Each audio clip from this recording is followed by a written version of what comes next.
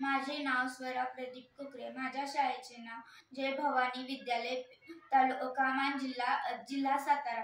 माझे गाव पिंगळी आहे। माझे गाव मान तालुक्यात आहे। मान तालुका हा महाराष्ट्रातील दुष्काळग्रस्त भाग म्हणून ओळखला जातो।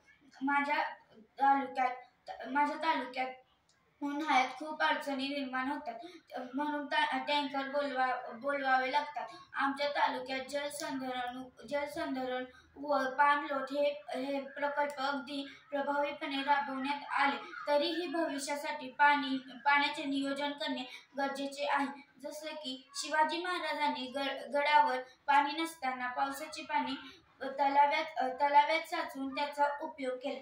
त्याच्यासाठी आपण हा पर्याय करू शकतो। आपण पावसाचे पाणी छतावरून एका पाईपद्वारे एका खड्ड्यात नेऊ शकतो आणि आपल्याला पाणी लागते तेव्हा, म्हणजे पाणी आपल्याला कपडे धुण्यासाठी, अंघोळ करण्यासाठी, भांडी धुण्यासाठी इत्यादी कारणांसाठी लागते। ते आपण पंपाद्वारे वरती काढून त्याचा उपयोग करू शकतो।